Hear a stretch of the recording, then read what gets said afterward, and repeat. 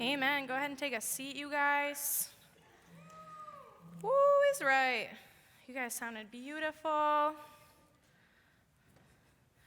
I love hearing you sing. It's one of my favorite things to do. Oh, I need to grab my water. All right, but while I do that, I have a job for you. I'd like to turn to the person next to you, give them a high five, and tell them your favorite part of your day today. Ready, go.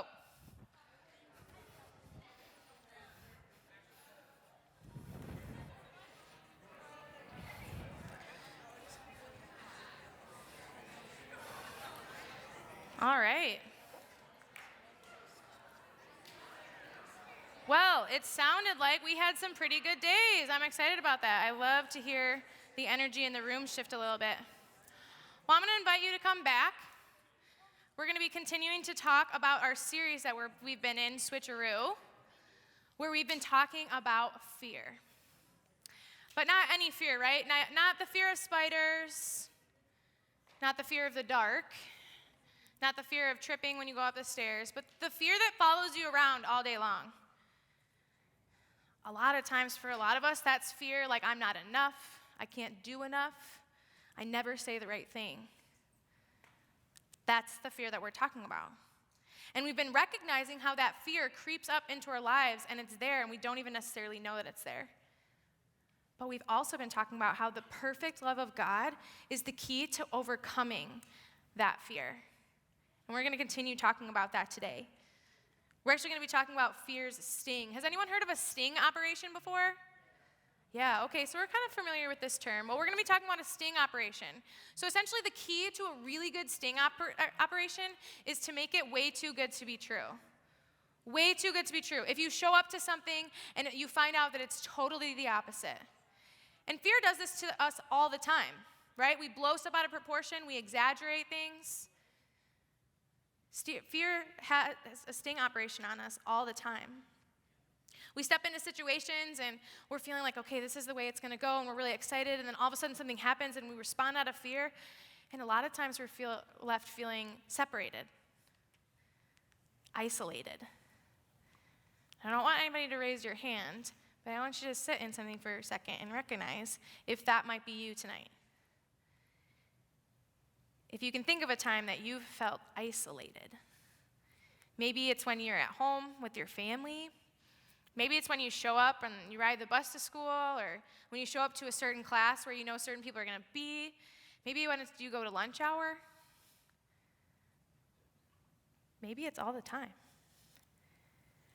But what I want us to recognize is that fear, or that isolation, is a tool that fear uses to keep us separated from other people.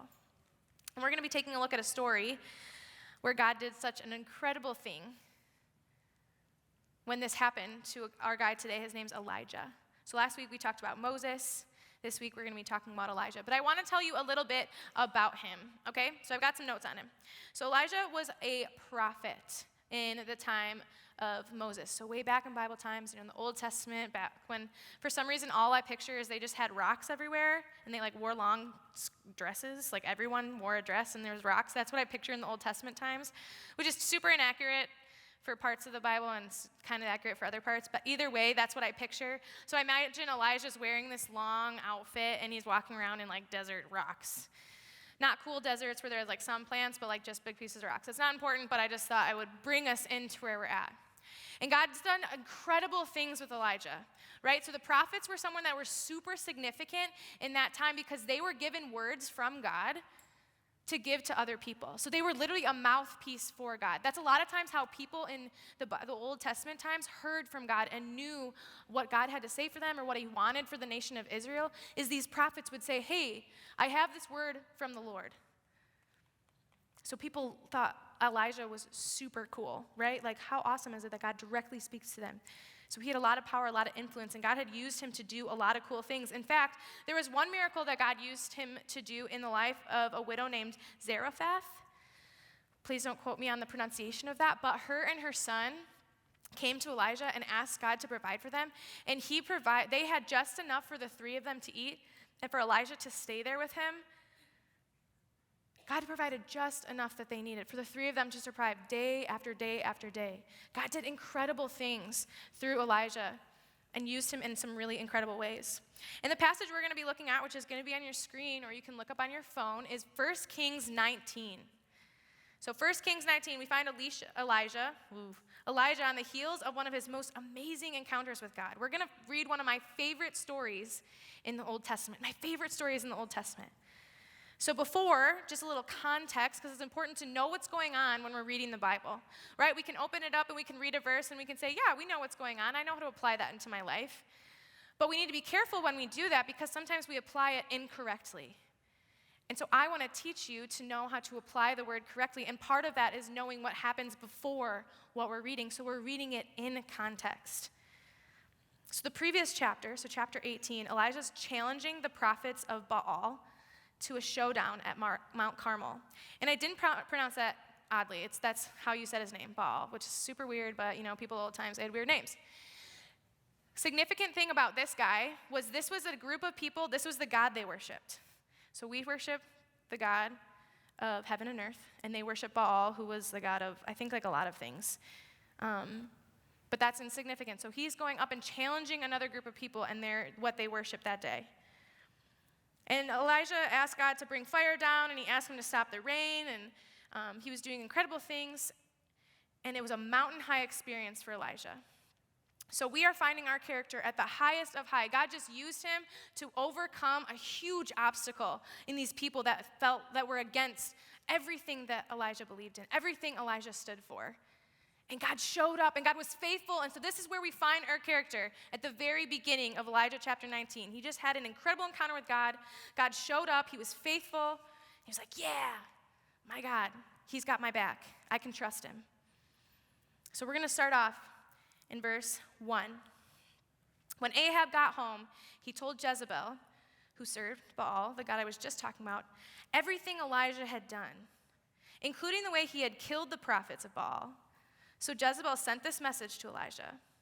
May the gods strike me and even kill me if by this time tomorrow I have not killed you, just as you killed them. So I want to pause for a second. The standards of how people related in the Old Testament, a little bit different. Please don't go around telling people you're going to kill them. It's not going to go over well for you. It's actually probably an offense, and you might spend some time in a place you don't want to be. So, yeah, and you might hang out with Jess one day. So just so you know, this is not a text to take and say, oh, yeah, Mom, like the Bible says it, so I should do it. No, things were different then. We are at a different place now. It's all important when we have our context. Picking up back in verse 3, Elijah was afraid and fled for his life. Obviously, someone's telling him they're going to kill him. He went to Beersheba, a town in Judah, and he left his servant there. He's like, yeah, if people come looking for me, they'll think that I'm there because my servant's there. But no, he's like, he kept going. He went on his own into the wilderness. Traveling all day, he sat down under a solitary broom tree and prayed that he might die. Important thing to know about wilderness in this place is pretty similar when you picture it. It's not walking into the woods like we have here. It's not a whole bunch of trees and foliage and there's pine needles and squirrels skimping around. The wilderness then was just desolate desert, kind of what I was describing earlier, like rocks laying around. And so Elijah finds himself into this place. He goes alone. He just starts walking. And he finds a solitary broom tree. I have had enough, he says to the Lord. Take my life, for I am no better than my ancestors who have already died. Remember, he was just on the mountaintop. Someone challenges and says, I'm going to kill him, and everything goes out the window, and he's like, God, I don't want to do this. I'd rather die. This is too hard. I've had enough. Verse 5, then he lay down and slept under the broom tree. But as he was sleeping, an angel touched him and told him, get up and eat. He looked around, and there beside him, his head was some bread baked on hot stones, probably some butter, hopefully, and a jar of water, which I always thought was interesting. So he ate and drank, and he lay down again. Then the angel of the Lord came again and touched him and said, get up and eat some more, or the journey ahead will be too much for you. God knew what he needed. He knew what he was going to need, and he invited him to continue to eat and ate. So he got up and ate and drank, and the food gave him enough strength to travel 40 days and 40 nights to Mount Sinai, the mountain of God. Think about that, guys. Gave him enough strength to travel that long. You guys don't even like standing for 30 minutes, okay? So let's think about that. This nourishment God gave him sustained him, what he was going to need for a journey that was going to be hard and challenging, that he was making on his own. But God knew what he needed, and he met him in that place and prepared him for what was coming next. Not just what he needed in the moment, but he knew what was ahead of him, and God knew what he was going to need for that, and so he gave him what he needed, not just for the present, but for what God was calling him to into the future. In verse 9, it says, "There he came to a cave where he spent the night. But the Lord said to him, 'Where are you? What are you doing here, Elijah?' Elijah replied, 'I have zealously served the Lord God Almighty. I have done my very best,' he's saying. 'But the people of Israel have broken their covenant with you. They've torn down your altars and killed every one of your prophets. I'm the only one left. And now they're trying to kill me too.'" Guys, he's feeling defeated, and he's honest in the face of the Lord. He's not saying, "God, I know what you want me to say right now, and I'm trying to be the very best Christ follower, and I know all the answers, and I've been told what I'm supposed to say." No, he says, "God, I don't want to do this anymore. I feel alone. What you're asking me to do is way too much." God responds, the Lord responds in verse 11, "Go out and stand before me on the mountain." And as Elijah stood there, the Lord passed by, and a mighty windstorm hit the mountain. We get some crazy wind here in Michigan sometimes if the seasons are just right, but a crazy windstorm. Have you guys ever felt like the wind was about to take you and lift you up into the sky? Like, that is what we're talking about. That's what passed in front of him on this mountain. Essentially, I'm imagining that Elijah's standing here, and all of a sudden wind came and knocked him over, and he was like, whoa.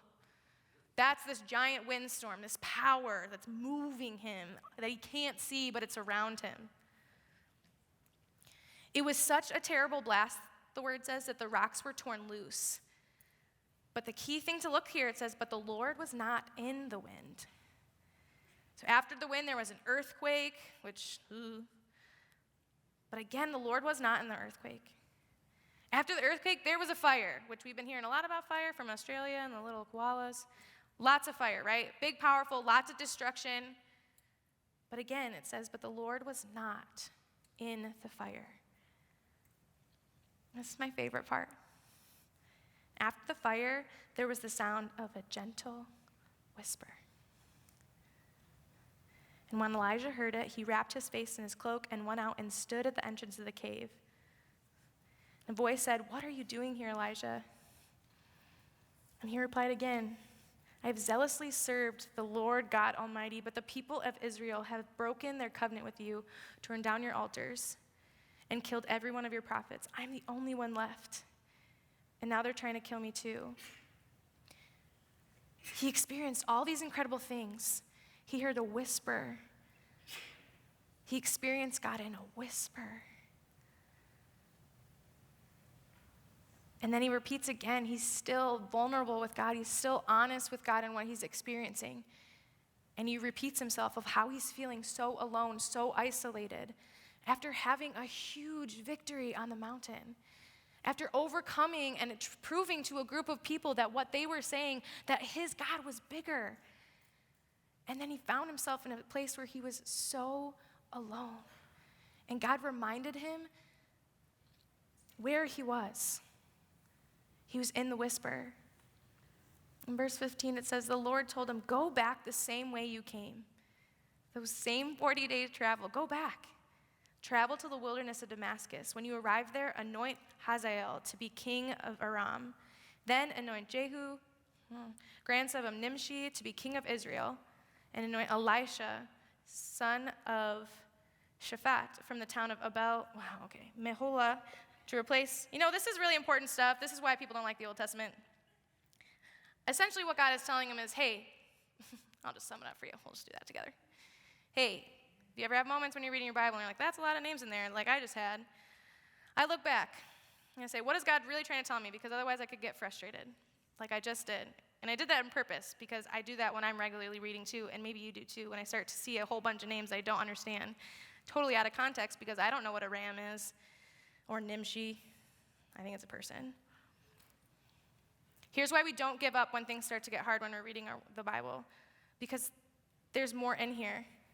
He's saying all these people, what you're afraid of, being alone, I brought you here to this place to give you what you need to go and call people to surround yourself back where you are.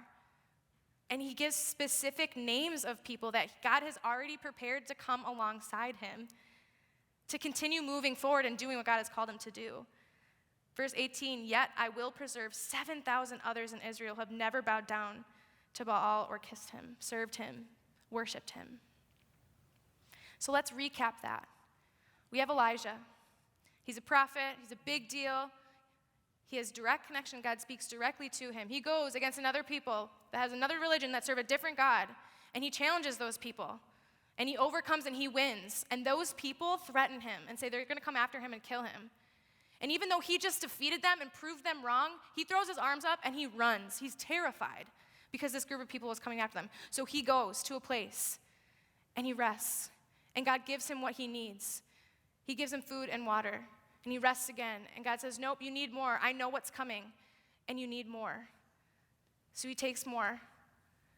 He rests, and God sends him on a journey. And he walks 40 nights to a place, and he experiences massive wind, fire, an earthquake, and a whisper. And it was in that whisper that God was. And God says, why are you here? Elijah repeats the same old story because we're broken records sometimes because we can't get a bigger perspective of what's going on. And God says, no. Look at what I've just done for you. I'm sending you back. And I've got a plan. And what your biggest fear is about being alone, I've got people there. I can give you names of them.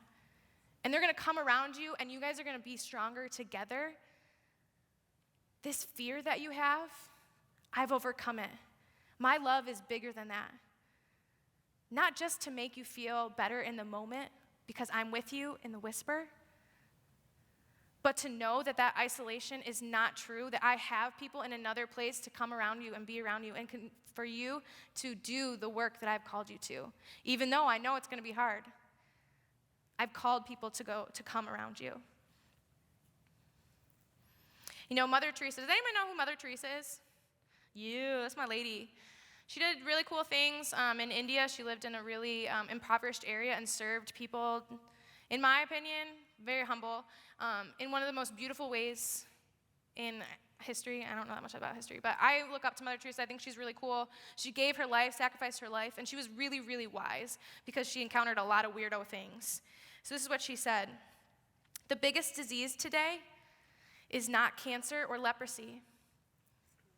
It's the feeling of being uncared for, unwanted, of being deserted and alone.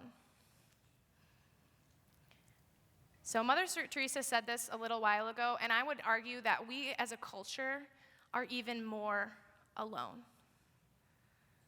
We're even better at creating divisions between ourselves, separating ourselves, and not being true to who we are because of the ways that we interact with each other through social media, and how all of our life is out there for everyone to see and judge. It creates this fear in us that we can't truly be who we are, that we're isolated, and we feel alone. You know, we have this fear of being physically alone. I don't know if any of you experienced this when you were a little kid, but did you ever feel more safe if you went and crawled in your parents' bed at night, especially if they were dark or some weird noise in your room? Yeah, for sure, right? I was definitely one of those kids. I had specific rules that I couldn't leave my room at certain times of night because I was afraid. We have a fear of being physically alone, but we also have a fear of being relationally alone. I have a really cool example of that. I'm going to invite our friend Reese to come up. If you would give her a round of applause as she comes up to the stage.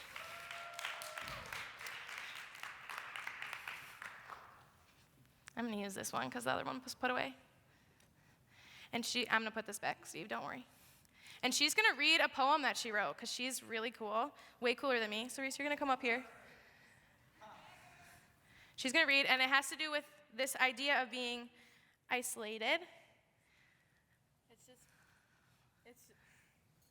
Is it on?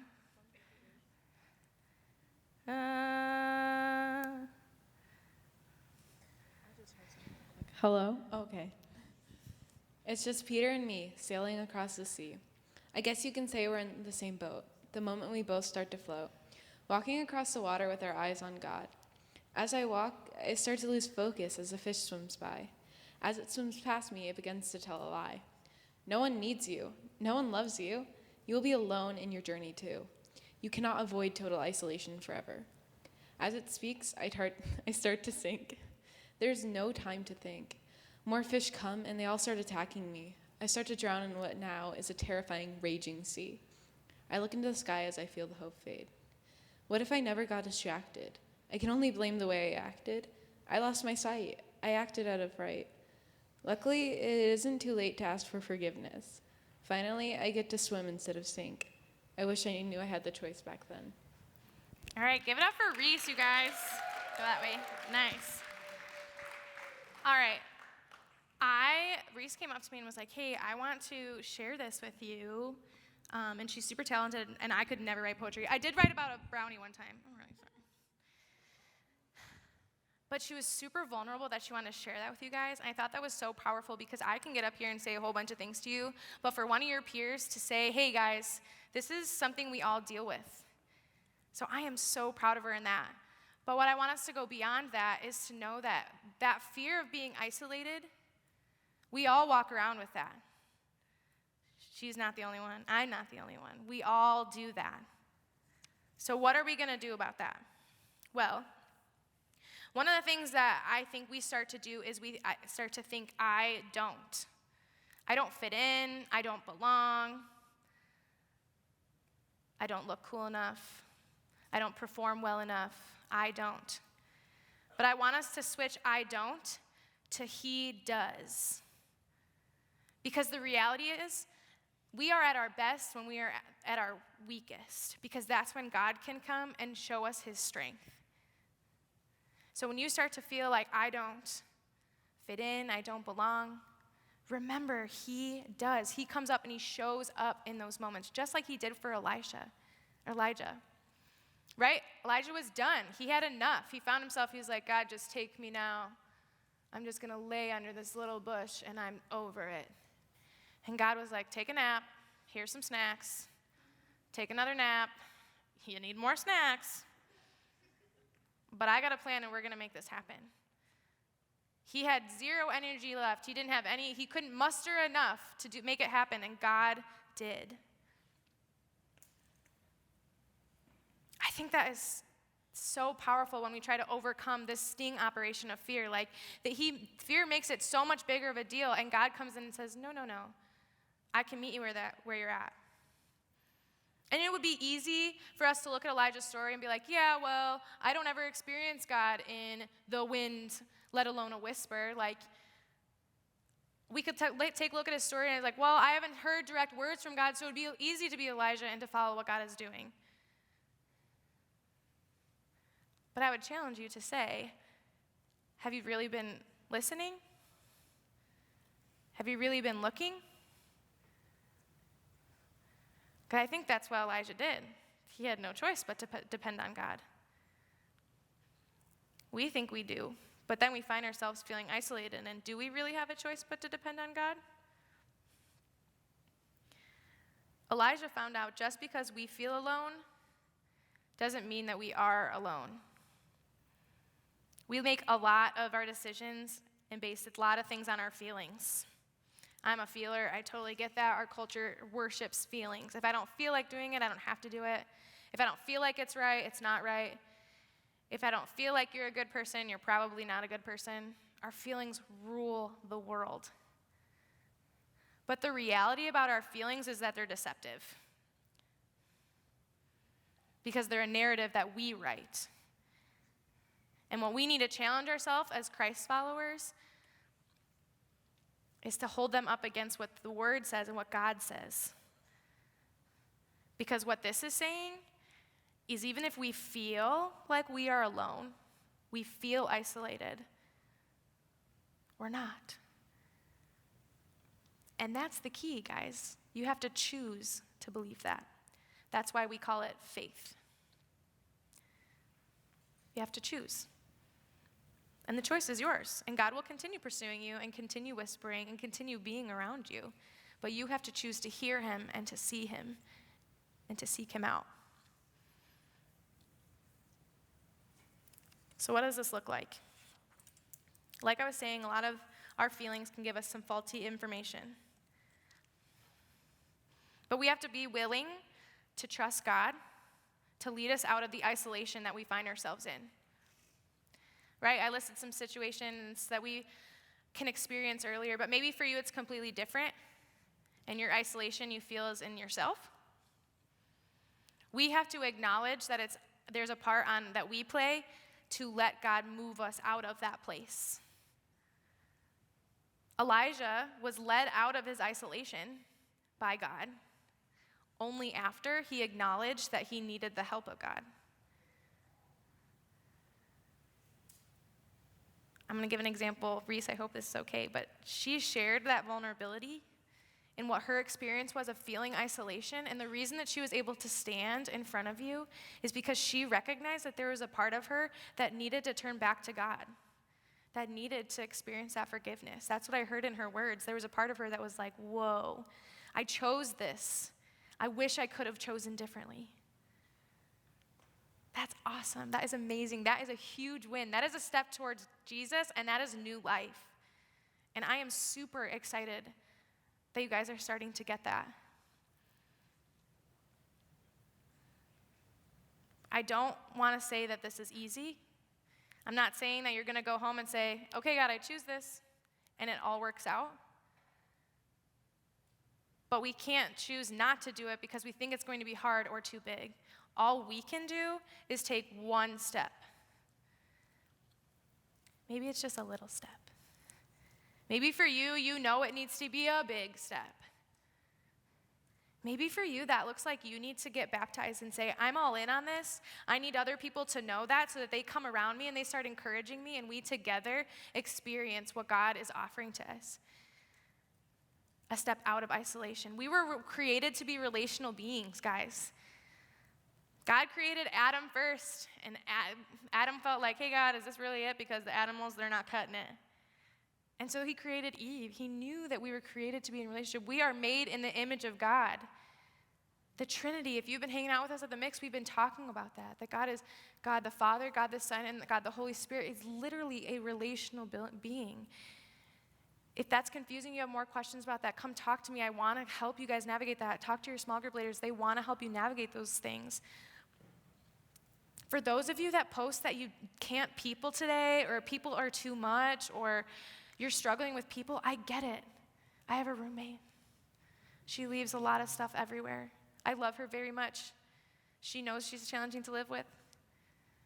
But the reality is, I can choose to sit in my room all the time and be isolated, or I can choose to step out and say, hey, my roommate's name is Abby. Hey, Abby, can you clean up this weekend? And she's more than welcome to do it. Sometimes we just have to step out and do something uncomfortable to build that relationship because we were created that way. Like Elijah, many times we feel that. But the love of God that we've been talking about switches that for us. So maybe you feel like you don't fit in. You feel like you're misunderstood. But I want you to close your eyes. No one's going to do anything weird. I'm not going to make you stick your hand in a fishbowl. I just want you to listen. Really listen. Because this could be God's whisper for you tonight.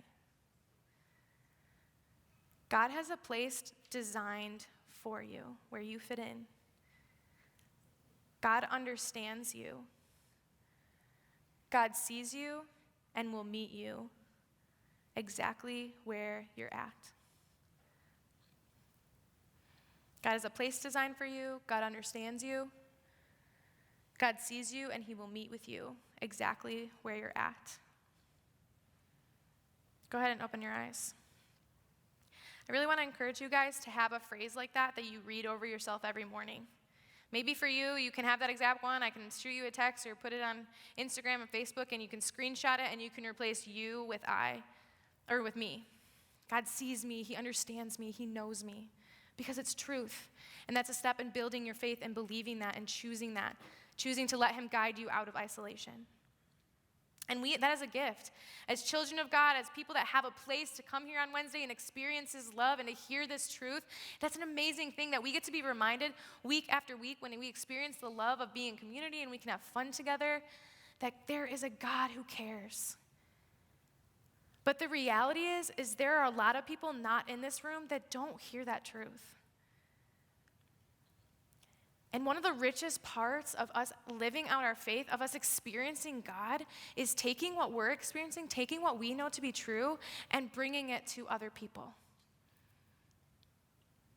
You might not believe me, but it's true. One of the things that makes my faith so vibrant, one of the things that continues to bring me back to studying the Word, because I know it's important, is you. You make me a better Christ follower, each and every single one of you. Because it matters to me how I'm living my faith, because it matters to you how you see me doing it. There's power in that. God gives us influence on each other to be in relationship with one another and to shape each other's faith. So when you came in tonight, there was a note card and a pen on your chair, right? Still have those? If not, you can raise your hand slowly if you doodle on it the whole time. And there are some leaders around you that will give you an extra note card. Go ahead and raise it high, that's okay. You'll need it for this next exercise, and I don't want you to feel left out. Keep your hand nice and high.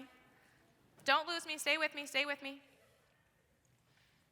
You just need one note card and one pen. All right, hold on to that. Once everyone's got one, I've got something I want to read, and you can follow along with me on the screen. But I think it's important for us to consider this. Many people today live life trying to keep up a facade. They're so afraid of the sting of being alone that they go to an extreme to gain love and acceptance from others. They pose as one person in one place and a totally different person in another, failing to realize that the facades they use to gain love and acceptance actually hinder them from finding the real thing.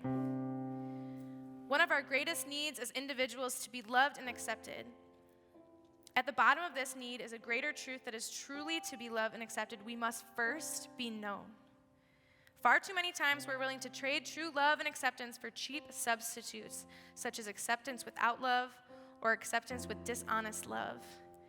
All the while, our real selves remain unloved.